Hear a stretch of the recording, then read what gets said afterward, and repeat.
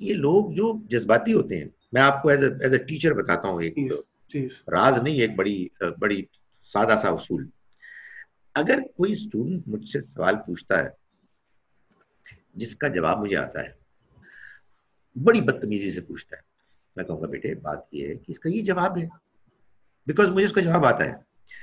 جب مجھے اس کا جواب نہیں آتا اور بڑی تمیز سے وہ سوال پوچھ رہا ہے، تو میرا غصے سے میرا جی چاہتا ہے اس کو میں باہر نکالوں.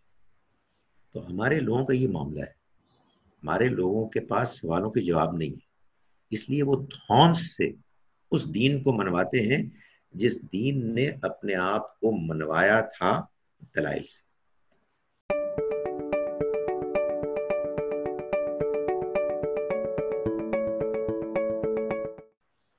چلیے اب اپنی اصل کی طرف آتے ہیں، جس ٹاپک پہ یہ انٹرویو تھا.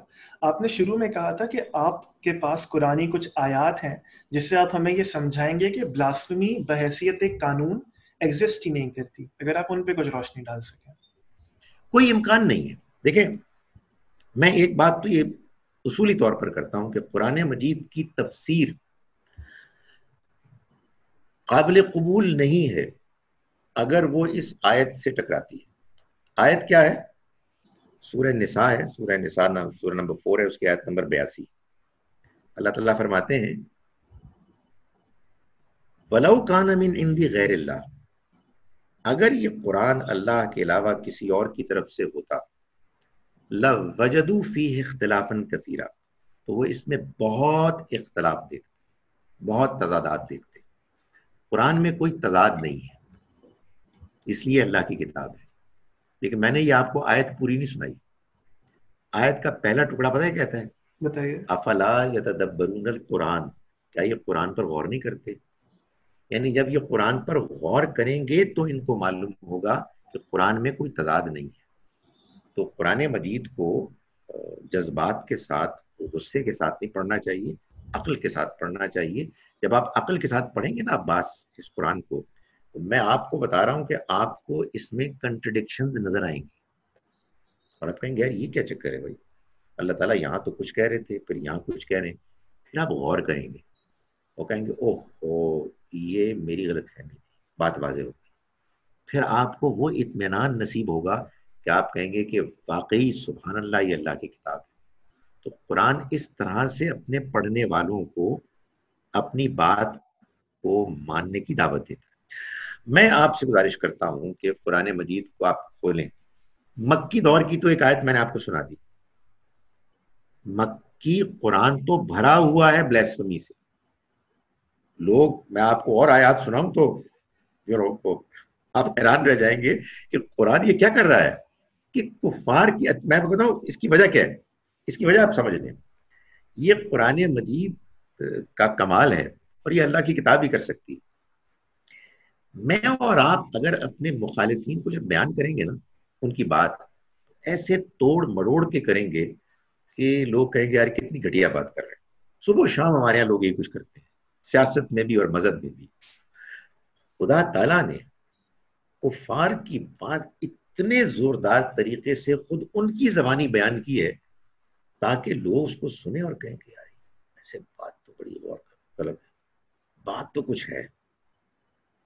بھلا جب ہم مر کے مٹی ہڈیاں بھی سڑ جائیں گی اس کے بعد اٹھائے جائیں گے، بڑی دور کی بات ہے، بڑی دور کی بات ہے تم جس کا وعدہ کر رہے ہو.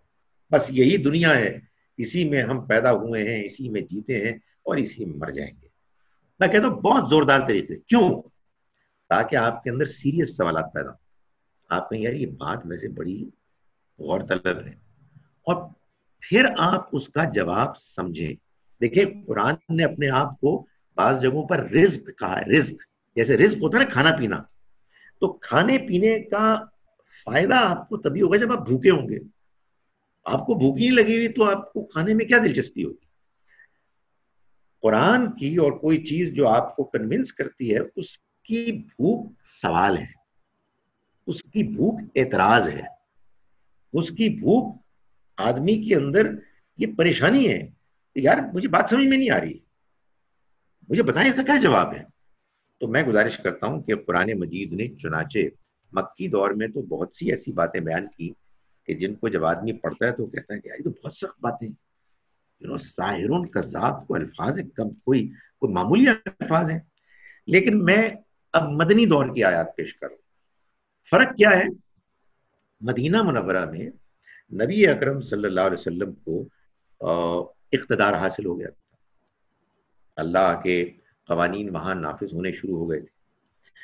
اس میں قرآن مثال کے طور پر سورہ بقرہ میں آیت نمبر 104 میں بتا رہا ہے، اللہ تعالیٰ کا ارشاد ہے، یا ایھا الذین آمنوا، ایمان والو، لا تقولوا رائنا، رائنا مت کہا کرو، وقولوا انظرنا، بلکہ انظرنا کہا کرو، واسمعوا، اور سنا کرو، دھیان سے سنا کرو، وللکافرین عذاب علیم، اور ان کافروں کے لیے ایک دردناک عذاب ہے.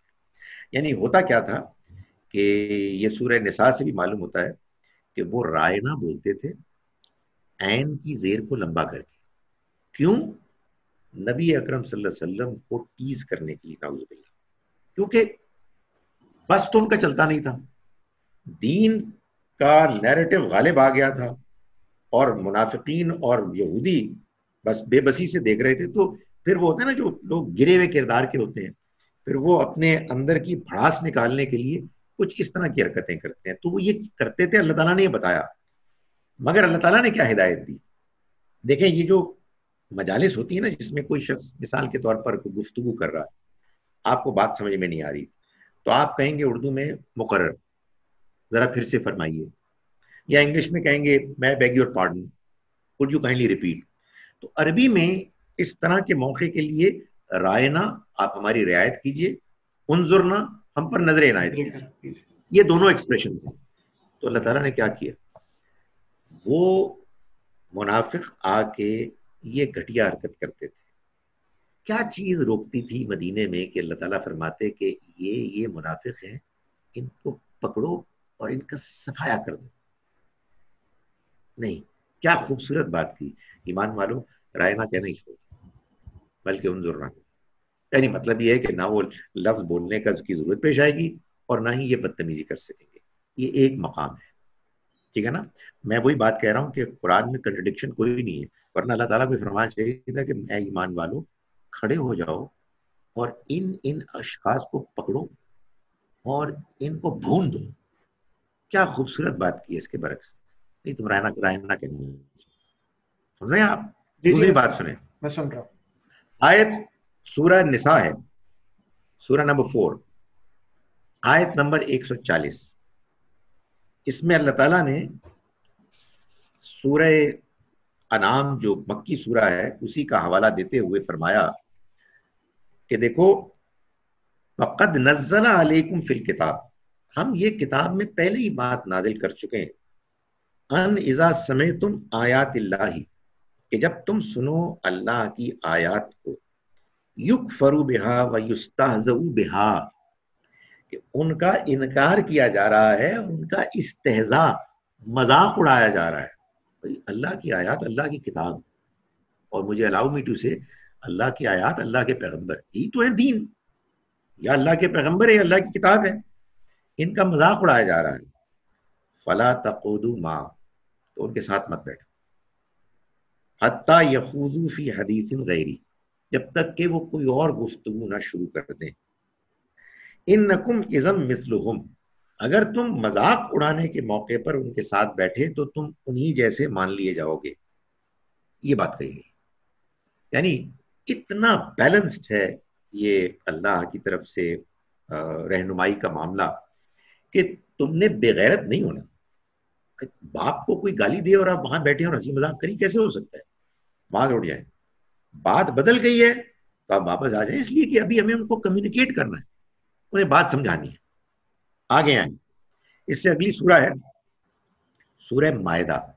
اس میں بھی میں نے آپ کے سامنے ذکر کیا ایک معاملے کا کہ لوگ کہتے ہیں کہ یہود و نصارہ کو آپ دوست نہیں بنا سکتے. سنا ہے نا آپ نے بہت، اور ہمارے لوگ بہت دوستیاں کرتے ہیں، ان سے جا کے قرضے مانگتے ہیں، ان کو سلام کرتے ہیں. کیا منافقت ہے. آیت نمبر 51 ہے سورہ مائدہ کی 51. اس میں اللہ تعالیٰ فرماتے ہیں یا ایھا الذین آمنوا لا تتخذوا الیہود والنصارى اولیاء، ایمان والو، الیہود اور النصارہ کو دوست مت بناؤ. بعضهم اولیاء بعض، یہ ایک دوسرے کے دوست ہیں. وَمَن يَتَوَلَّهُم مِّنكُم، جو تم میں سے ان کو دوست بنائے گا، فَإِنَّهُ مِنْهُمْ، تو وہ انہی میں سے مانا جائے گا. چنانچہ ہمارے ہاں نیک پارسا مسلمان کہتے ہیں کہ یہود و نصارہ کو دوست نہیں بنایا جا سکتا. میں نے گزارش کی کہ ان کی خواتین سے نکاح تو کیا جا سکتا ہے، مگر نہ سسر صاحب، نہ سالہ صاحب، نہ بیوی صاحبہ، کسی سے دوستی نہیں ہو سکتی، اس لیے کہ اللہ کا حکم ہے. اور اللہ تعالیٰ جو حکم دے، اپنے احکام میں اس کی کنٹرڈکشن بھی ہو تو اسے کیا فرق پڑتا ہے. ان کو اس کا اندازہ نہیں کہ خدا کہہ رہا ہے کہ میرے کوئی کنٹرڈکشن نہیں ہے. آگے آئے معاملہ کیا ہے. آیت نمبر 57 اور 58 میں فرمایا کہ یا ایھا الذین آمنوا، ایمان والو، لا تتخذوا الذین اتخذوا دینکم ہزوا ولعبا، مت بناؤ ان لوگوں کو کہ جو تمہارے دین کو کھیل کود اور تماشا بناتے ہیں. الذین اوتوا الکتاب، ان لوگوں میں سے، من الذین اوتوا الکتاب، ان لوگوں میں سے جو کتاب دیے گئے، من قبلکم والکفار، اور جو دوسرے کافر ہیں، اولیاء، ان کو دوست مت بناؤ. واتقوا اللہ، اور اللہ سے ڈرو، ان کنتم مومنین، اگر تم مومن. سو بات واضح ہو گئی کہ وہ جو الیہود النصارہ تھا، اس میں الف لام لگا ہوا تھا، اس سے مراد ہے these Jews and these Christians. the Jews, the Christians، یعنی ایک خاص یہود و نصارہ کا گروہ تھا جو اللہ کے دین کا مذاق اڑاتا تھا.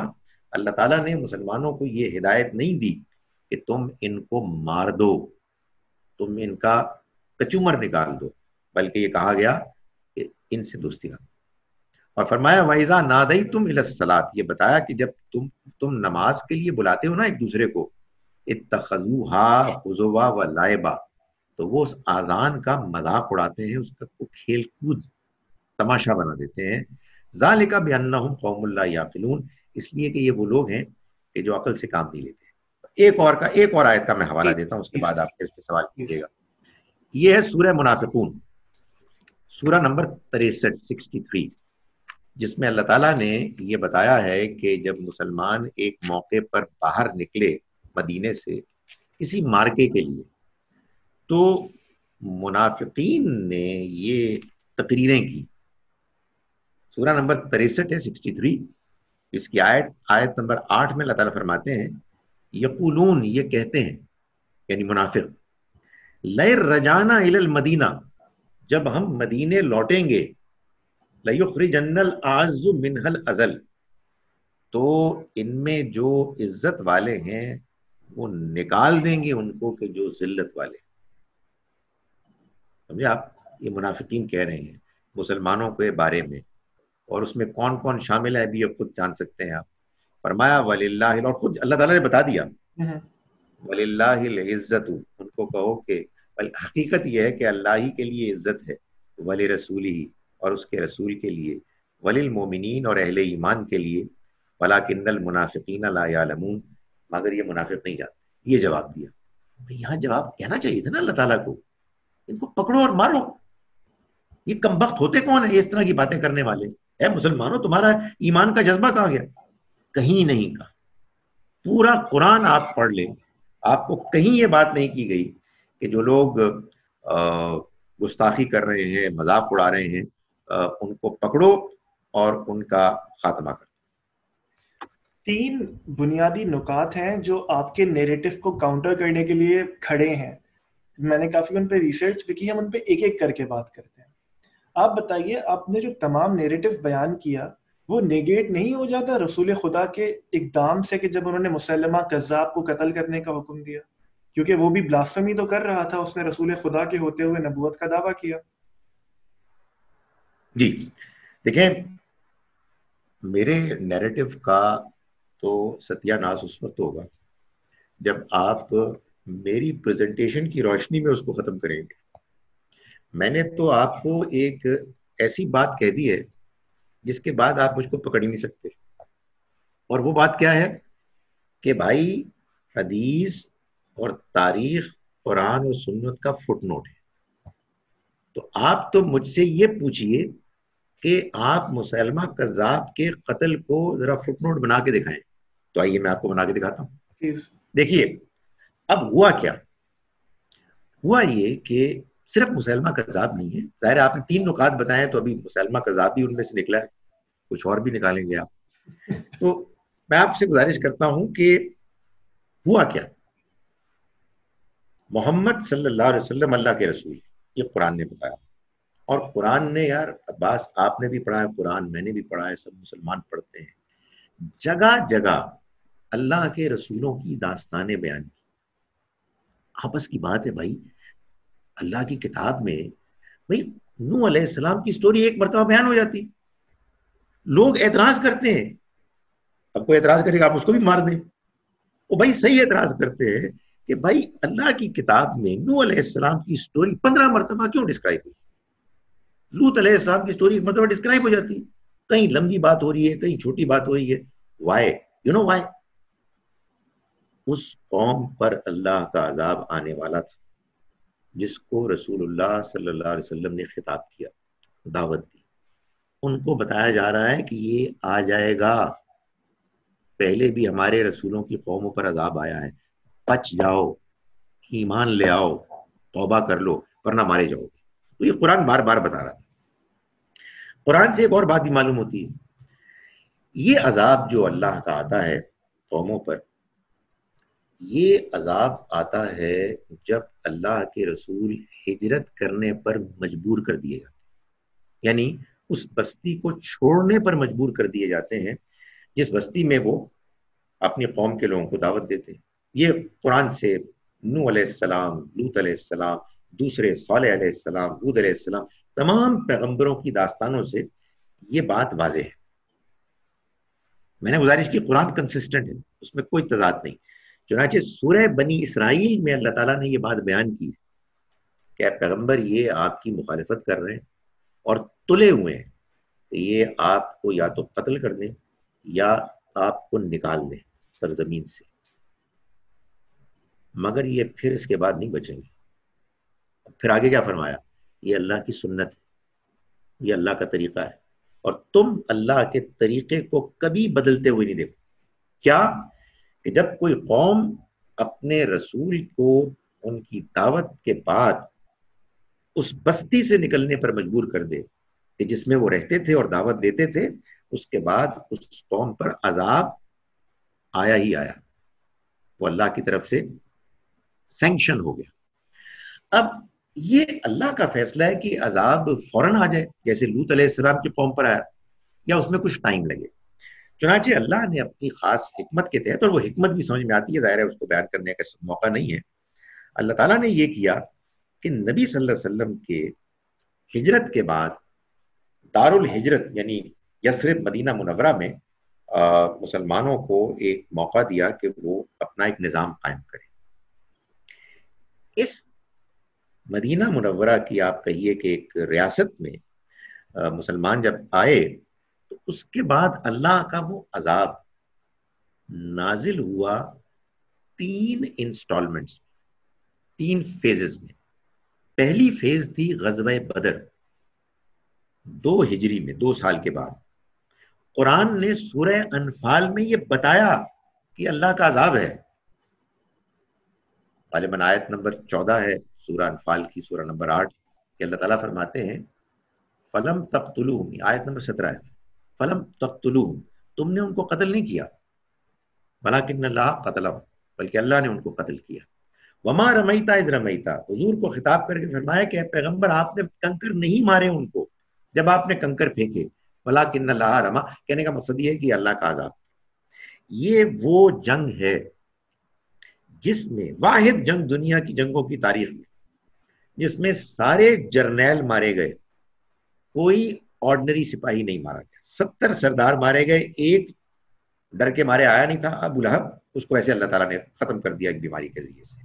یہ تھی جناب پہلی انسٹالمنٹ اللہ کے عذاب کی، اور یہ اس لیے تھی کہ اللہ تعالیٰ یہ چاہتے تھے کہ عام لوگوں کے اور اللہ کے پیغام کے درمیان یہ جو ظالم قریش کے لیڈرز کی دیوار کھڑی تھی یہ ٹوٹ جائے. اس کے بعد آخری عذاب آیا فائنل 9 ہجری میں، جب پہلی مرتبہ مسلمانوں کے زیر کمان حج ہو رہا تھا. تو اللہ تعالیٰ نے ادھر امیر لشکر تھے ابو بکر رضی اللہ عنہ، نبی صلی اللہ علیہ وسلم نے اس حج کو کمپلیٹ کیا. ادھر آیات نازل ہوئیں، علی رضی اللہ عنہ کو بھیجا، ان آیات کو انہوں نے میدان عرفات میں پڑھا، اس لیے کہ ظاہر ہے کوئی ٹیلی ویژن وغیرہ تو تھا نہیں، اور یہ بتا دیا کہ اب محترم مہینے جب گزر جائیں گے، یعنی یہ ہے ذو الحج، اس کے بعد محرم، پھر قتل کرو ان مشرکوں کو جہاں کہیں پاؤ، سوائے اس کے کہ وہ ایمان لے آئیں، نماز پڑھیں اور زکات دیں۔ یہ اللہ کا عذاب۔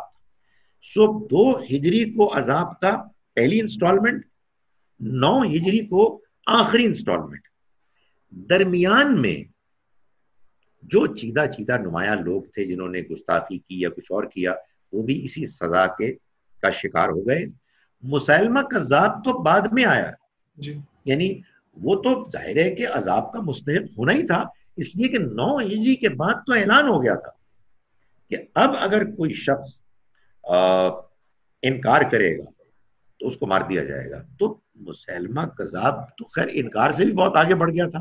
یہ سب خدا تعالیٰ کے عذاب کی مختلف تفصیلات ہیں جن کو اگر آپ قرآن کے فٹ نوٹ میں رکھ کے دیکھیں گے تو بات سمجھ میں آ جائے گی، اور اگر ان کے ذریعے سے آپ دین کو سمجھیں گے تو الامان الحفیظ، پھر تو اللہ معاف کرے اس دین کا نام لے کے دنیا میں جو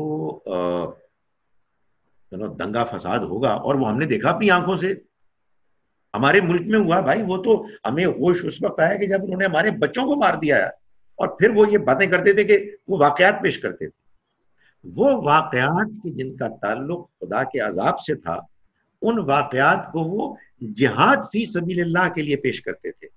تو یہ ہے جناب مسیلمہ کذاب کی داستان۔ اور یہ جو آخری انسٹالمنٹ تھی عذاب کی، اگر میں آپ کی پہلی بات سے جوڑوں تو وہ رسول خدا اور ان کے صحابہ کے دنیا سے رخصت ہونے کے بعد ختم ہو گئی۔ اب اس انسٹالمنٹ کو ہم نے کیری نہیں کرنا، ایسا ہی ہے؟ ہم نہیں کر سکتے سوائے اس جنریشن کے، وہ جنریشن کی جو حضور کے زمانے میں تھی اس وقت تک تھی، اس کے بعد ہم کیری فارورڈ نہیں کر سکتے۔ ٹھیک ہے۔ تو دوسرا معاملہ کعب بن اشرف کا ہے۔ آپ جانتے ہیں غزوہ بدر کے بعد ایک وہ شاعر ہوا کرتے تھے جو رسول خدا کی گستاخی میں نظمیں لکھتے تھے۔ فتح مکہ کے بعد میں نے پڑھا کہ وہ غلاف کعبہ میں چھپے اور رسول خدا نے حکم دیا کہ کعبہ جہاں پہ سب کو امان ہے وہاں پہ مار دیا جائے۔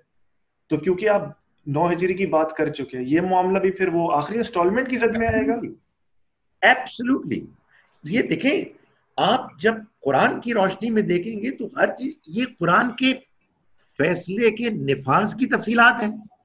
بھائی جب عذاب آیا تو واقعات ہی میں آیا نا، تو یہ سارے واقعات ہوئے۔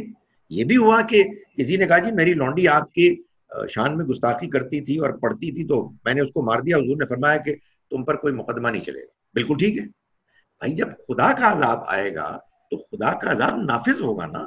جن لوگوں کو وہ پیغام پہنچ گیا اور وہ انکار میں اس حد تک آگے بڑھ گئے کہ انہوں نے مذاق اڑانا شروع کر دیا، تو وہ تو بدرجہ اتم کافر اور انکار کرنے والے بن گئے۔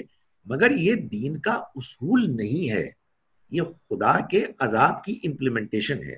یہ ہمارے مسلمانوں کو سمجھنا چاہیے، ورنہ خدا کو کیا پڑی تھی کہ وہ قرآن مجید میں ان الفاظ کو بیان کر رہا ہے جن کو تلاوت کر کے اللہ معاف کر، میں سمجھانے کے لیے کہہ رہا ہوں کہ یار میں ویسے تلاوت تو کر رہا ہوں لیکن گستاخی بھی کر رہا ہوں۔ مطلب یہ کیا کنٹرڈکٹری وہ ہمارے یہاں پریزنٹیشن ہو رہی ہے، ایک محض ایک جوش میں۔ اور وہ وجہ کیا ہے، اور وہ میں آپ کو بتا رہا ہوں، یہ سب سے بڑا فتنہ یہ ایکڈیمک فتنہ کہ آپ اللہ کے دین کو حدیث اور تاریخ سے سمجھیں۔ حدیث بڑی قیمتی چیز ہے۔ آنیسٹلی میں آپ کو بتا رہا ہوں، میں اس لیے نہیں کہ میں کوئی پروپیگنڈ، میں اپنے آپ کو کوئی پروموٹ کرنا، آئی لو اٹ پرووائڈڈ یہ کہ قرآن کی روشنی میں، اور اگر قرآن کی روشنی میں نہیں ہے تو اللہ ہی معاف کرے گا۔ پھر تو جو مرضی آپ استشہاد کریں، کوئی واقعہ نہیں آئے۔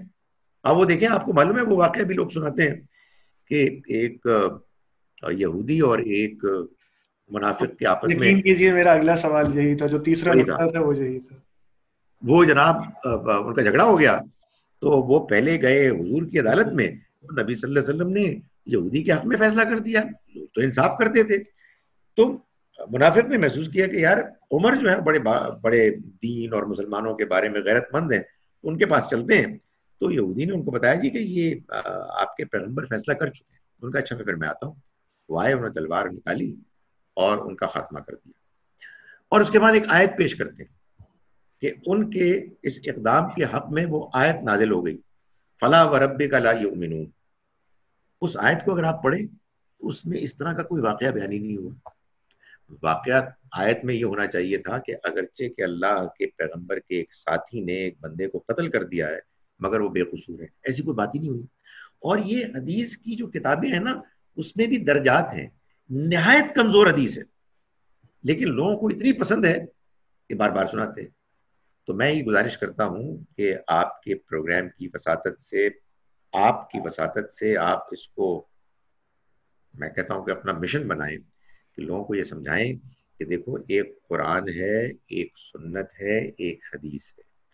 قرآن کو اللہ تعالیٰ نے خود محفوظ کیا، سنت بھی قرآن ہی کی طرح محفوظ ہے، یہ سمجھائی جا سکتی ہے. حدیث کو لوگوں نے سمجھا، لوگوں نے آگے منتقل کیا. اور سب سے بڑی بات دیکھیے، پہلی 2 صدیوں میں حدیث کی کتابیں تھیں نہیں، کسی کے پاس کوئی حدیث تھی، کسی کے پاس کوئی حدیث تھی. اگر آپ کہیں گے کہ امام بخاری، امام مسلم نے بڑا زبردست کمال کیا، میں کہتا ہوں بڑا کمال کیا، تو پھر بھائی یہ کمال 2 صدیوں میں تو نہیں تھا، سب پہلی 2 صدیوں میں. تو اس وقت کیا ہو رہا تھا؟ اس وقت پورا دین تھا. یہ دین کی وضاحتیں ہیں، یہ دین کا فٹ نوٹ ہے. بڑی اچھی بات ہے آپ کو مل جائے، لیکن اس سے نہ دین میں اضافہ ہوتا ہے نہ کوئی کمی ہوتی ہے. آپ نے کہا پہلی چیز قرآن ہے، دوسری چیز سنت ہے، تیسری چیز حدیث ہے، چوتھی ایک اور چیز ہے فقہ. اپنی ریسرچ کے دوران، یہ سوال ذرا لمبا ہے لیکن مجھے اجازت دیجیے، جب میں نے میں فقہ اتنا بول چکا ہوں، آپ ہی کو بولنا چاہیے. شکریہ، میں فقہ حنفی کے اعتبار سے جب دیکھ رہا تھا تو مجھ پر ایک نئی چیز واضح ہوئی. تو پہلے آپ اس کا ہاں یا نہ میں جواب دیجیے، پھر میں سوال پٹ کروں گا. وہ یہ کہ امام ابو حنیفہ کی یہ رائے نہیں ہے کہ بلاسفیمی کرنے والوں کو مار دیا جائے. کیا میں صحیح کہہ رہا ہوں؟ جی جی ایسے ہی. اصل میں ان کے شاگرد رشید امام یوسف نے یہ پورا ڈاکٹرائن بلڈ کیا. تو اب میں پوچھنے میں حد بجانب ہوں نا کہ امام یوسف کو جو بات سمجھ آئی، یہ کیسے ممکن ہے کہ آپ کو اور فراہی اسکول آف تھاٹ کو وہ چیز اس کی ڈفرنٹ سمجھ آئی؟ اگر میں کمپیئر کروں عام انسان کی نظر میں تو شاید 100 میں سے 100 لوگ کہیں گے کہ امام یوسف آپ سب سے زیادہ متقی بھی تھے، شاید علم بھی رکھتے تھے. تو میں ان کی بات کو کیوں نہ مانوں اور آپ کے نیریٹو کو کیوں مانوں؟ اس کا ایک جواب تو آپ دے چکے ہیں کہ پہلے امام یوسف کا انٹرویو لیتے ہیں کہ ان سے پوچھیں کہ آپ نے اپنے استاد کی بات کیوں نہیں مانی، اس کے بعد اگلی بات کریں گے. لیکن فرض کیجئے کہ امام ابو حنیفہ کی بھی وہی رائے تھی جو امام یوسف کی تھی. یہ آپ کو معلوم ہے نا کہ یہ جو 4 بڑے سنیوں کے امام ہیں فقہ کے، ان میں امام شافعی امام مالک کے بھی شاگرد تھے، اور پھر امام محمد کے شاگرد تھے جو امام ابو حنیفہ کے شاگرد تھے. جی. اور اس کے باوجود انہوں نے ان سے بھرپور اختلاف کیا اور ایک نئی فقہ کی بنیاد رکھی. حنفی فقہ میں یہ اصول مانا جاتا ہے کہ اگر جو شیخین ہیں ان کے، یعنی امام ابو حنیفہ کے 2 بڑے شاگرد امام یوسف اور امام محمد، وہ دونوں مل کر امام ابو حنیفہ سے اختلاف کریں کسی مسئلے میں، تو پھر ان دونوں کی بات حنفی فقہ میں اصل مانی جائے گی. یہ تو میں ادھر ادھر کی باتیں کر رہا ہوں، آپ کے سوال کا جواب یہ ہے پوری دنیا کہے کہ دین کا مسئلہ یہ ہے، میں نالائق قرآن مجید کی روشنی میں آپ کو یہ بتاؤں کہ قرآن اس سے مختلف بات کر رہا ہے. آپ کو میری بات کو ماننے کی ضرورت نہیں ہے، آپ کو میرے توجہ دلانے پر قرآن کو پڑھنا ہوگا اور غور کرنا ہوگا کہ کیا واقعی قرآن یہ کہہ رہا ہے. اور اگر آپ میرے سے اتفاق کریں گے تو پھر ہم تمام مسلمانوں کے مقابلے میں 2 بن جائیں گے اور پھر 4 بن جائیں گے. اصل بات یہ ہے کہ دین میں حجت قرآن ہے. قرآن نے اپنے آپ کو الفرقان کسوٹی کہا ہے. قرآن مجید میں اللہ تعالیٰ نے سورہ بقرہ کی آیت نمبر 213 میں یہ بتایا ہے کہ اللہ نے اپنے پیغمبر بھیجے اور ان کے ساتھ کتاب بھیجی. اور کتاب کیوں بھیجی؟ تاکہ وہ فیصلہ کرے لوگوں کے درمیان ان معاملات میں جن میں انہوں نے اختلاف کیا. ظاہر ہے وہ معاملات کوئی کرکٹ، ہاکی، سیاست کے نہیں تھے، دینی معاملات میں. یہ جو اختلاف ہے اس میں فیصلہ کن اتھارٹی ہے کتاب کی. ہمارے یہاں انفارچونیٹلی لوگ کہتے ہیں فیصلہ کن اتھارٹی جو ہے وہ علماء ہے، اور علماء کی ایک بڑی تعداد ہے. میں بڑی تعداد کو بڑی اہمیت دیتا ہوں، لیکن وہ وہاں زیر بحث آئے گی جہاں کسی ملک کا قانون بننا ہے، میری رائے ایک ہے اور بڑی تعداد میں دوسرے لوگوں کی رائے کچھ اور ہے، وہ رائے قانون بنے گی، میری رائے قانون نہیں بنے گی. مگر مجھے یہ حق اور اختیار ہوگا کہ میں اپنی بات بیان کروں اور میجورٹی کو اپنا ہم نوا بناؤں. سو آپ کے سوال کا جواب یہ ہے کہ میں امام ابو یوسف اور ان سے، میں تو خیر بہت ہی چھوٹا ہوں، امام فرائی وغیرہ سب چھوٹے ہیں، لیکن دین میں چھوٹا بڑا ہونا کوئی چیز ہی نہیں ہوتی. دین میں سب سے بڑی چیز اللہ کی کتاب ہے. اللہ کی کتاب کی روشنی میں اگر کوئی بات واضح کر دی گئی ہے کہ یہ ایسے ہے تو پھر کسی کی کوئی حیثیت ہی نہیں ہے. پھر امام یوسف کو جواب دینا ہوگا کہ جب قرآن مجید میں رسول کے انکار کرنے والوں پر عذاب کو بیان کر دیا گیا اور ان واقعات کو اس عذاب کی روشنی میں ایکسپلین کر دیا گیا، اور کچھ آیات ایسی ہیں جس میں بلیسفمی بیان ہوئی مگر کوئی سزا بیان نہیں ہوئی، اب جناب آپ جواب دیجیے. آپ سے پوچھ رہے ہیں ہم. اب ظاہر ہے یہ تو موقع نہیں ہے، اللہ کرے کہ آخرت میں ان سے ملاقات ہو تو ان سے پوچھیں ہم کہ آپ کا کیا جواب ہے. آپ کی اس بات سے میں یہ انفر کر لوں کہ ریلیجس تھاٹ، میں الفاظ ذرا سوچ سمجھ کے استعمال کرنے کی کوشش کروں گا، کہ جو ہمارا فقہ ہے، ریلیجس تھاٹ ہے، ریلیجس نیریٹو ہے، یا جو بھی نام اسے دیجیے آپ، یہ اس حوالے سے جو اس کا بلاسفیمی پہ تھاٹ ہے، یہ کہیں نہ کہیں انسان سے زیادتی کرتا ہے کہ اس سے اس کے بات کرنے کا حق اور اپنی رائے رکھنے کا حق چھین لیتا ہے. ایسا ہی ہے، ایسا ہی ہے. اور یہ جو آپ نے فقہ کی بات کی نا، ریلیجس تھاٹ کی، فقہ کیا ہے؟ یہ اصل میں ہمارے علماء کا شریعت کو سمجھنا ہے.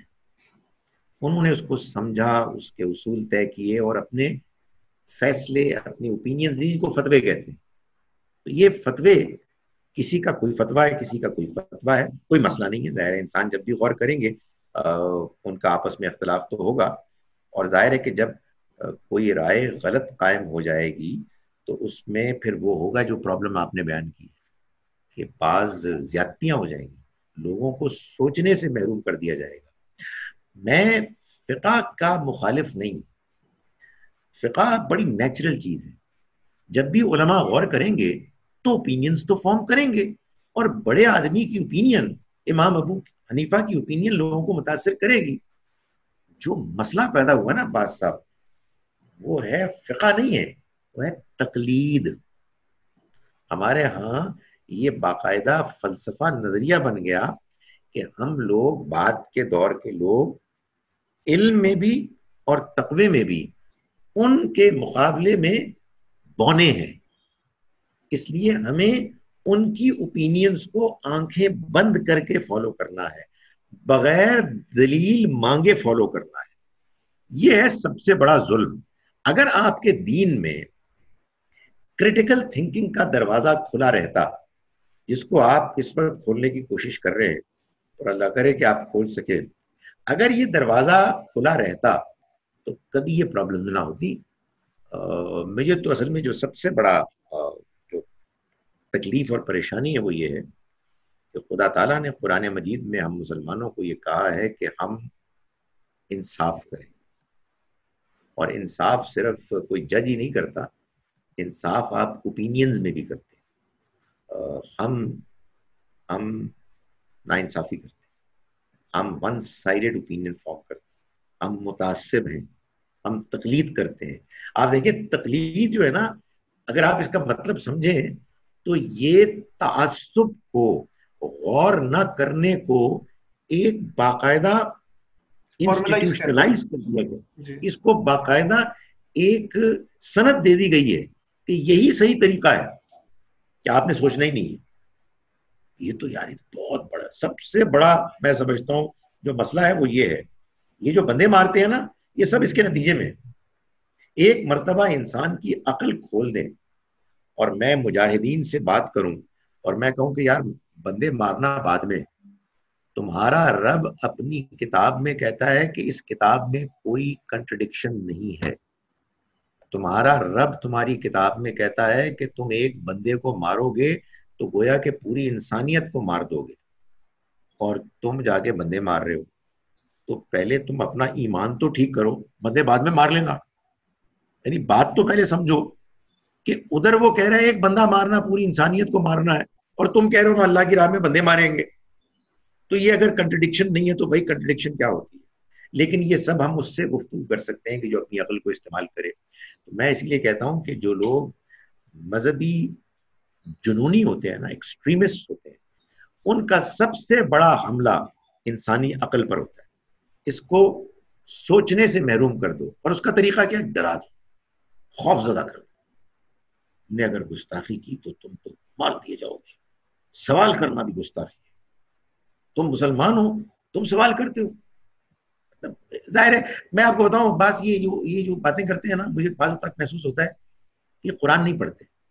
اس لیے اگر آپ قرآن پڑھیں, آنیسٹلی میں آپ کو بتا رہا ہوں, آپ یہ باتیں نہیں کر سکتے. تو قرآن پڑھتے ہیں, یعنی میں کیا عین شین پاپ نکالوں گا, میرا تو نکلتا ہی نہیں جو وہ نکالتے ہیں الحمدللہ. لیکن اس کا مفہوم کیا ہے, قرآن کہہ کیا رہا ہے, اس سے مسلمانوں کو کوئی دلچسپی نہیں. اس لیے کہ مسلمان دین سیکھتا ہے حدیث سے, فقہ سے, علماء کی اوپینین سے.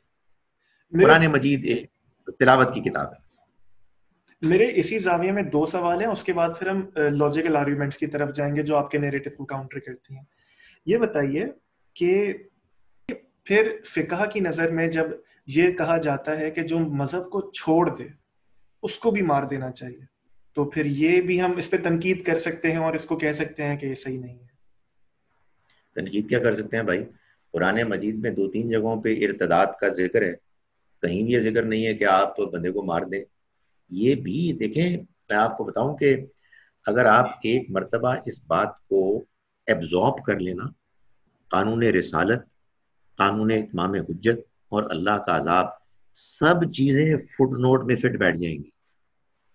یہ بات حدیث میں آئی ہے کہ جو ان میں سے دین چھوڑ دے اس کو قتل کر دے. یہ بالکل ٹھیک بات ہے, یہ اسی قانون کے مطابق ہے. جس شخص کے لیے مسلمان ہونا ضروری تھا اپنی جان بچانے کے لیے, وہ مسلمان ہو کے پھر غیر مسلم ہو گیا, اس کو قتل کر دینا چاہیے. جو بندہ مسلمان پیدا ہوا 2 صدیاں بعد, اور اس نے دیکھا کہ یار مسلمان تو بڑے فضول قسم کے لوگ ہیں, جھوٹ بولتے ہیں, وہ لوگ بڑی کنونسنگ باتیں کر رہے ہیں, اور وہ کہی میں دین چھوڑ رہا ہوں, اس کو آپ کیسے مار سکتے ہیں بھائی؟ کس بنیاد پہ؟ قرآن کہتا ہے لا اکراہ فی الدین, دین میں کوئی زبردستی نہیں ہے. اللہ تعالیٰ نے اس دین کو, اس دنیا کو ایک آزاد آزمائش کی جگہ بنایا ہے, جو بندہ جو چاہے اوپینین فارم کرے. تو یہ ایک نہایت ہی انفارچونیٹ بات ہے کہ مرتد کی سزا ہمارے دین میں ایک اسٹیبلش سزا کے طور پر مان لی گئی. اس کے بعد کیا مضحکہ خیز بات ہوتی ہے, ہم جا کے کرسچنز کو تبلیغ کرتے ہیں کہ تم مسلمان ہو جاؤ, اور کرسچن جب ہمیں تبلیغ کریں نہیں نہیں نہیں نہیں نہیں نہیں, اس لیے کہ اگر ہم کرسچن ہو گئے تو ہمیں تو بندے مار دیں گے. تو پھر اس کا مطلب یہ کہ یار ہمارے پاس کوئی مورل جسٹیفیکیشن نہیں ہے کسی کو بھی کنورٹ کرنے کی. بیکاز ظاہر ہے کہ جب آپ کسی کو دعوت دیں گے تو دوسرے کا بھی تو حق ہے نا کہ وہ آپ کو دعوت دے. تو کوئی مرتد کی سزا کا, قتل ہونے کا کوئی سوال ہی پیدا نہیں. اس حصے کی بحث کو اگر میں ریپ اپ کرنے کے لیے اس کا نتیجہ بیان کروں, اگر میں صحیح یا غلط کروں تو مجھے بتائیے گا.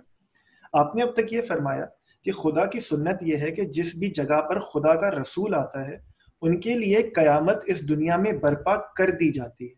اگر وہ انکار کریں گے تو خدا کے رسول کے صحابہ کے تحت یا خدا جو بھی مینز اختیار کرنا چاہے وہ عذاب آ جائے گا, اور بس وہ عذاب ان تک ہی محدود رہے گا. اس کے بعد آپ پر, مجھ پر, ہر مسلمان پر اگر صرف ذمہ داری ہے تو وہ یہ کہ خدا کا دین پیش کرے اور دوسرے کو اتنا ہی اختیار دے کہ وہ بھی مجھ پر اپنا دین پیش کرے. اور اگر مجھے لگتا ہے کہ ان کے دینی آرگیومنٹ صحیح ہیں تو میں اپنا دین چھوڑ دوں, تو نہ مجھ پر کوئی سزا ہوگی, نہ مجھ پر کوئی معاملہ نہیں کیا جائے گا. یہ نتیجہ میں نے صحیح نکالا؟ دنیا میں کوئی نہیں ہوگا. آخرت میں ہر آدمی کی نیت, اس کا جو موٹیو ہے اس کو دیکھ کے فیصلہ ہوگا, اور خدا کا فیصلہ کبھی غلط نہیں ہو سکتا. لیکن یہ جو میں نے نتیجہ نکالا آپ نے اس کا سم اپ کیا میری بات. اب ہم آرگیومنٹس کی طرف چلتے ہیں جو لاجیکل ہیں, جو علماء دیتے ہیں. آپ نے 2 بار غیرت کی بات بھی کی. مجھے یہ بتائیے جو غیرت جس کے ساتھ میں پلا بڑا, جو پاکستانی معاشرے میں نے سیکھی, مجھے تو یہ سکھایا گیا کہ میری ماں کو کوئی گالی دے تو میں تو اس کو کہیں کا نہ چھوڑوں. تو یہ کون سا غیرت کا تقاضا ہے کہ رسول خدا کی اہانت ہو رہی ہے, بہت ہوا تو جیسے آپ نے بیان کیا میں اٹھ کے چلا جاؤں. مجھے معاف کیجئے لیکن یہ بے غیرتی نہیں ہے.